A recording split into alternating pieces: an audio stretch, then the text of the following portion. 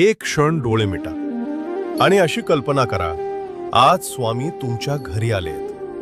दार उघडताच समोर स्वामी उभे आहेत. शांत चेहरा, डोळ्यांत माया.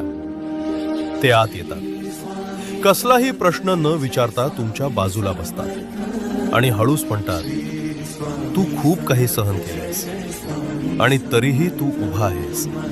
हेच तुझं खरं सामर्थ्य आहे. जे तुटलं ते तुला कमकुवत नाही तर शहाणं बनवतं. जे झालं नाही त्यासाठी स्वतःला दोष देऊ नकोस, कारण योग्य वेळ नेहमी योग्य उत्तर घेऊन येते.